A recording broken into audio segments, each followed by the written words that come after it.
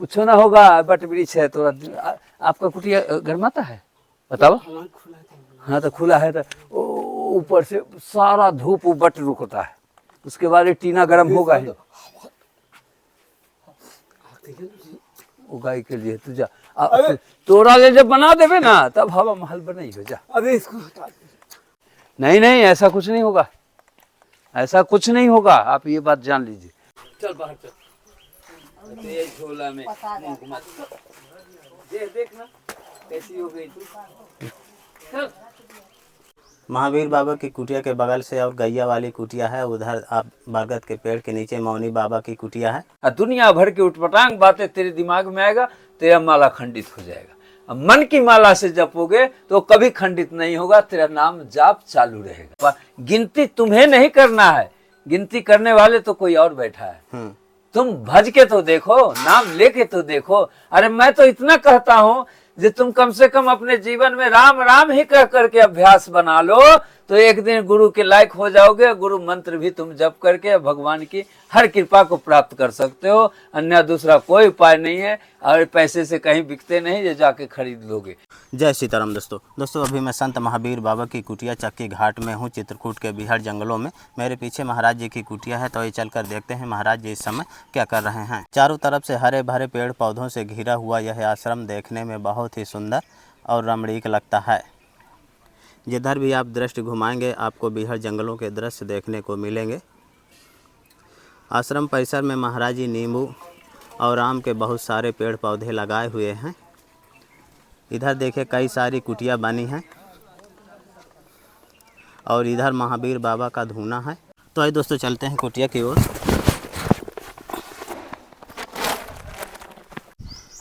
बिहार जंगलों के अंदर कितनी सुंदर सुंदर कुटिया बनी है बरगद के पेड़ के नीचे। इधर महावीर बाबा का धूना है और देखिए कुटिया के चारों तरफ से महाराज जी जाली लगा लिए हैं। और ये प्रवेश द्वार। कुटिया में प्रवेश करते ही सबसे पहले हमें काली गैया के दर्शन होते हैं और इसका देखिए एक बछड़ा भी है। जय सीताराम महाराज जी। गैया भी आ गई क्या महाराज जी? भोलेनाथ, इसका नाम गुरुदेव ने भोलेनाथ रखा है। अच्छा। और ये कुटिया का प्रवेश द्वार, देखते हैं महाराज जी क्या कर रहे हैं।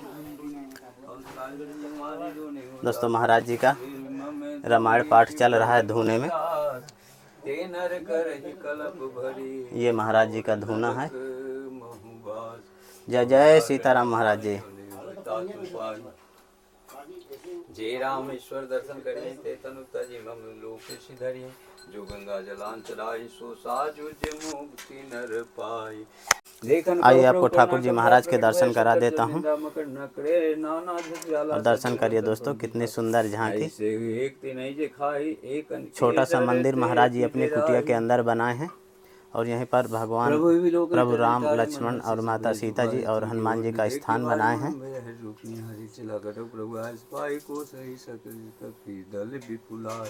तो फाइनली दोस्तों महाराज जी का रामायण पाठ हो गया। जय जय सीताराम महाराज जी। जय जय सीताराम महाराज जी रामायण पाठ हो गया। रामायण पाठ हो गया, एक नवाह रोज पढ़ते हैं। अच्छा। जय सीताराम महाराज जी। जय जय महाराज जी आपकी नवरात्रि में महाराज जी आपका व्रत चल रहा है।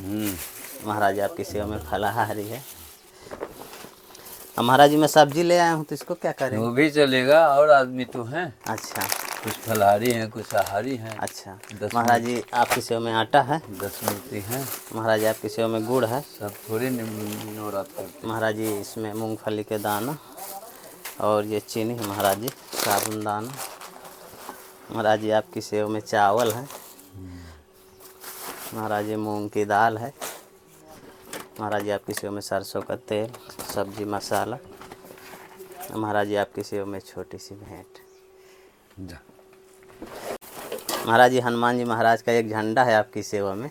हाँ तो अभी नवरात्रि को झंडा लगाते हैं ना। महाराज जी रामचरितमानस रखने के लिए रेहल, इसी पर राम जी रखाते हैं। महाराज जी 3 कप चम्मच थाली आपकी सेवा में और एक झाड़ू महाराज जी प्लास्टिक का और अगरबत्ती और धूप। महाराज जी ये झाड़ू से क्या झड़ाता है? महाराज जी आपकी सेवा में एक मग्घा। जय श्री राम जय राम जय जय राम, श्री राम जय जय राम। जय कांतानाथ जी महाराज की जय।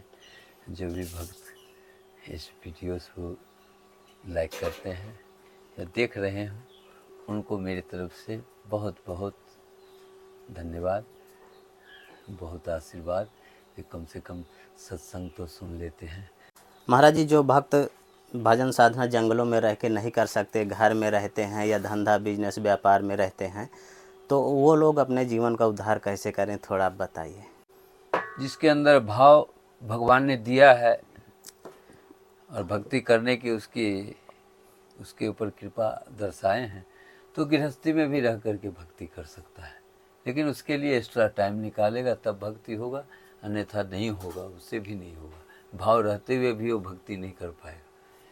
जब तक एक्स्ट्रा टाइम नहीं निकालेगा भक्ति नहीं होगा, क्योंकि गृहस्थी जीवन है। नहीं, सुबह होने के बाद सारे लोग जग जाते हैं, तो फिर कहाँ उनको कोई भजन करने देगा, नहीं करने देगा। दूसरा तो कोई और समय हमें 24 घंटा में नहीं लगता है कि गृहस्थी में रह करके कोई भजन कर ले। वैसा ही बिरला है जो आत्मा में जो अपना बसा लिया जाए, हमको ये नाम को जाप करना है, तो सब काम करते रहता है, भगवान का नाम लेते रहता है, कोई सुनता भी नहीं है और उसका भजन भी हो जाता है। ऐसे तो बहुत कम मूर्ति दिख रहे हैं। अगर सब ऐसा हो जाए तो क्या बात है, वाकई में कलयुग में सतयुग आ जाए हमारे भारत में। लेकिन बड़ी मुश्किल दिख रहा है। नाम लेना बहुत बड़ा पहाड़ है, कैलाश पर्वत से भी ज़्यादा भारी है जी। और काम तो सब हल्का है फूल की तरह, लेकिन नाम लेना भगवान का सबसे बड़ा पहाड़ है, बहुत भारी है। महाराज जी, जो घरेलू काम करते हैं, भजन साधना नहीं करते हैं, क्या उनको गुरु करना अनिवार्य रहता है? सबको गुरु करना, जो भी मनुष्य में जन्म लिया है सबको गुरु की जरूरत है। क्योंकि गुरु एक ऐसा शब्द है जो कोई नहीं बताता, वो चीज गुरु उसे जीवन के लिए सद्मार्ग का रास्ता बताता है। वह ज्ञान सब में नहीं हो सकता, वो तो जो शरीर से किया है वही वह ज्ञान को दे सकता है या कर सकता है। अन्यथा जो नहीं किया है, सिर्फ सुना है, देखा है, उसके लिए तो बड़ी मुश्किल है। सबसे सरल नाम जैसे सभी लोग जानते हैं, राधा राधा, राम राम, कृष्ण कृष्ण, ऐसा जाप करते हैं। गुरुजी तो जब गुरु करते हैं तो मंत्र देते होंगे कोई, हाँ? तो फिर मंत्र का जाप करना चाहिए कि राधा राधा? नहीं, राम, जब राम? गुरु बना ले तो फिर मंत्र का ही जाप करे, बाकी कोई नाम का उदाहरण ना करे, तभी उसका कल्याण, मुक्ति और अंदर से शांति महसूस होगा और उसको आध्यात्मिक ज्ञान उत्पन्न होगा नाम जाप से। और जब गुरु बना लिया, मंत्र को जाप वो नहीं कर रहा है, कोई और मंत्र में उसका मन लग रहा है, तो ना इधर का रहेगा ना उधर का रहेगा, दोनों तरफ का मंत्र नहीं होगा। एक मंत्र जब गुरु बना लो तो एक मंत्र जपो, जब गुरु ना बनाओ तो तुम हजारों मंत्र जपो। कम से कम अभ्यास तो तेरी हो रही है, जब मैं भी राम नाम ले रहा हूँ, आज ना कल तेरे भाग में होगा तो गुरु मिलेगा, अच्छे गुरु मिलेगा, अच्छे तुम्हें मंत्र मिलेगा और उसके सहारे से तुम अपना जीवन को धन बना सकते हो। दूसरा तो कोई और विकल्प नहीं दिख रहा है कलयुग में।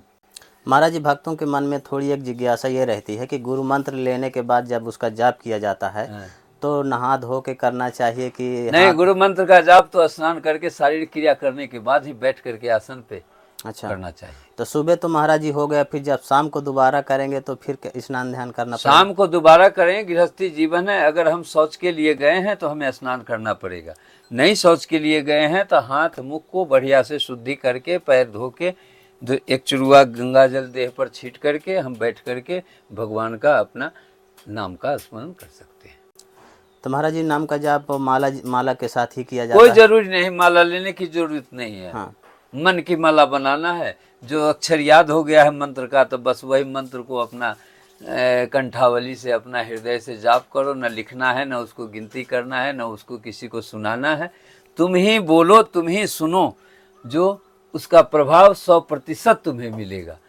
भजन, भोजन, ये दो चीज जो है ना, सो थोड़ा पर्दे का चीज है, ये दिखाने का चीज नहीं है। जो दिखावा तुम देख रहे हो भजन का, वो भजन नहीं है, वो दिखावा है।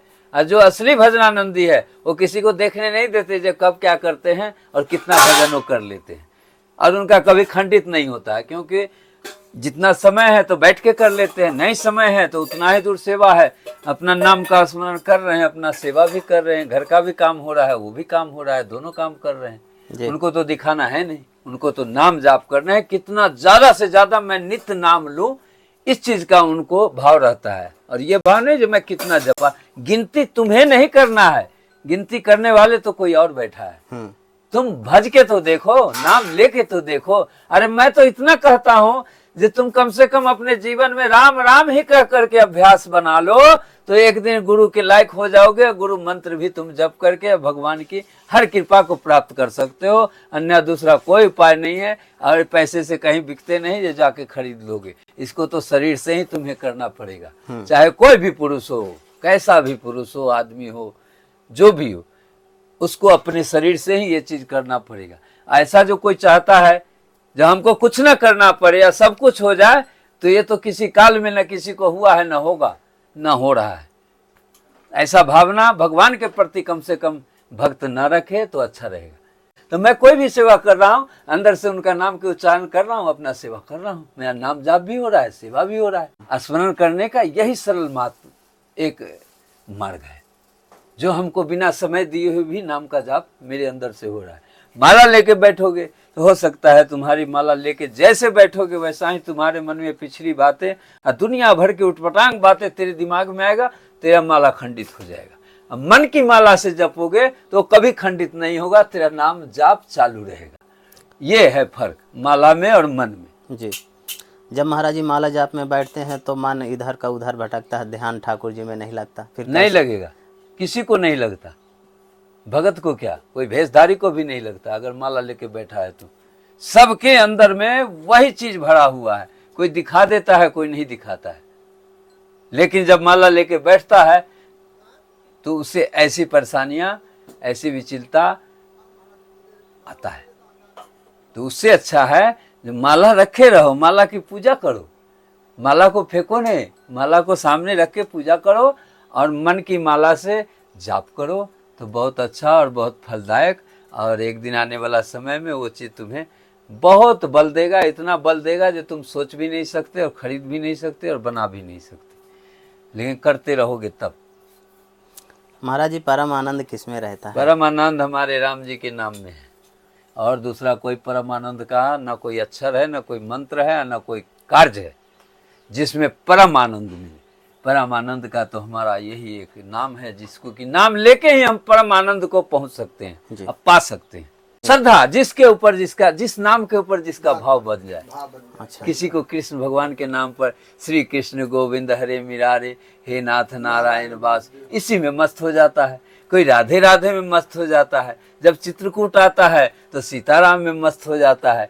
कोई राम राम कहता है, कोई सीताराम कहता है, कहना तो पड़ता ही है। महाराज जी किसी कवि ने लिखा दुर्योधन घर मेवा त्यागे साग भी दूर घर खाए। हाँ। तो ऐसा क्या ठाकुर जी का रहस्य है कि मेवा भी त्याग देते हैं और साग में प्रसन्न हो जाते हैं? इसीलिए कि मेवा जो है दिखाने के लिए है, मेवा में अहंकार भरा हुआ है, इसीलिए प्रभु को मेवा शोभा नहीं देता और अच्छा भी नहीं लगता। और बैर में, साग के पत्ते में उनको भाव भरा दिखता है, इसीलिए उसको लाइक करते हैं उसको, क्योंकि उसमें दुष्प्रभाव की भोजन में उसमें शक्तियां प्राप्त है, इसीलिए भगवान उसको ग्रहण नहीं करते। चाहे दुर्योधन हो या चाहे रावण हो या कंस हो या चाहे कोई भी हो, भक्त हो, वो तो भाव के भूखे हैं, वो तो भोजन के भूखे नहीं है। महावीर बाबा की कुटिया के बगल से और गैया वाली कुटिया है, उधर आप बरगद के पेड़ के नीचे मौनी बाबा की कुटिया है, इधर भी एक कुटिया है। आइए देखते हैं, यहाँ के भी दर्शन आपको करवा देता हूँ।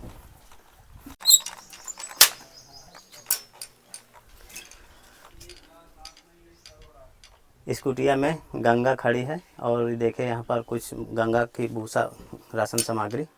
गैया वाली कुटिया के बगल से भी एक नई कुटिया महाराज जी की बनी है और इधर एक कांसा कुसा वाली कुटिया बनी है। और बगल से आप देखेंगे तो विशाल बरगद का पेड़ है और पेड़ के नीचे मौनी बाबा की कुटिया है। आइए आपको दर्शन करा देता हूँ।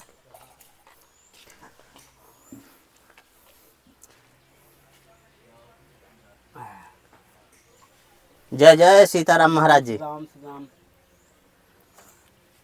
दोस्तों महाराज जी का बाल भोग चल रहा है और यहाँ पर देखिए ये महाराज जी का धूना है।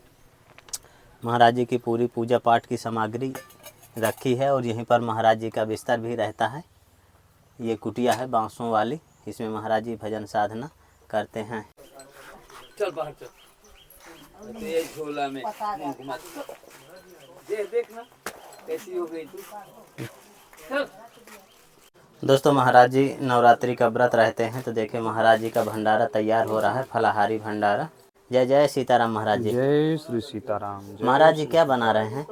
आज फलहार का भगवान के लिए, ठाकुर जी फलाहारी? के लिए फलहारी है। इसमें सिंघाड़े का आटा है अच्छा और आलू है उबाला हुआ। अच्छा। तो दोस्तों देखिए महाराज जी सिंघाड़े के आटे की पूड़ी बनाने के लिए जा रहे हैं। महाराज जी अभी आटा लगा रहे हैं सिंघाड़े का। दोस्तों महाराज जी के साथ महाराज जी की कुटियों के दर्शन करा देता हूँ। ये रही महाराज जी की नई वाली कुटिया। महाराज जी निर्माण कार्य हो रहा है। हाँ, नीचे फर्श भी महाराज जी बन गई। हाँ, धीरे धीरे जैसे ऐसे भगत जगह थोड़ा थोड़ा देते रहता है, इसमें लगाते जाता हूँ। अच्छा। थोड़ा गौ माता के लिए हो जाएगा बढ़िया से बैठने का, हाँ खिलाने का, इसी के लिए तो बनाया। कुछ ना होगा, बट वृक्ष है थोड़ा। आपका कुटिया घर माता है बताओ? हाँ, तो खुला है तो ऊपर से सारा धूप बट रुकता है, उसके बाद टीना गर्म होगा ही। वो गाय के लिए तुझा तोड़ा ले जब बना देवे ना, तब हवा महल बनाई हो जा। बरगद के पेड़ के नीचे महाराज जी की कुटिया का निर्माण यहाँ पर हो रहा है। महाराज जी यहाँ पर क्या बना रहे हैं अभी? गौ माता के लिए बना रहा हूँ, क्योंकि गौ तो आई थी एक के दो, लेकिन अब वो 2-3 साल में हो गए 10। हाँ तो अब जैसे जैसे उनकी संख्या बढ़ रही है वैसे वैसे उनकी व्यवस्था कर रहा हूँ। जी। तो महाराज जी ये कुटिया भी छोटी पड़ जाएगी फिर? हाँ, क्या ये छोटी पड़ गई। 20 बाई 30 का बनाया था, ये भी छोटी पड़ गई। उसी में भूसा रखना, उसी में दाना रखना, उसी में मान लो जी गाय खिलाना, उसी में फिर गाय को बांधना, कैसे होगा? जी। कचरे पे बांधूंगा तो फिर गाय पालने का क्या मतलब? तब महाराज जी क्या करेंगे? करेंगे क्या, जैसे ठाकुर जी की इच्छा होगी वैसे करेंगे। हाँ। और क्या, अभी महाराज जी इसको बड़ा करेंगे क्या? इसी जगह गिरा दे टीना, अच्छा। इस पर से ऐसे खम्मा गाड़ के गिरा दे। यहाँ लाइन से गाय खाएगी, हाँ। वहाँ साफ सुथरा बिल्कुल एकदम रहेगा, अच्छा। वहाँ गाय बैठेगी, उसमें भूसा। तो फाइनली दोस्तों महाराज जी देखे पूड़ी पकाने लगे। नीचे से पन्नी लगा के और ऊपर से पन्नी लगा के महाराज जी पूड़ी का शेप दे रहे हैं सिंघाड़े के आटे को, और महाराज जी पका रहे हैं कढ़ाई में।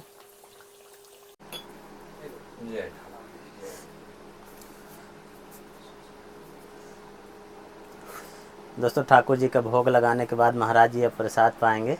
ये रहा महाराज जी की कुटिया का प्रसाद, सावा के चावल, सब्जी और सिंघाड़े की पूड़ी।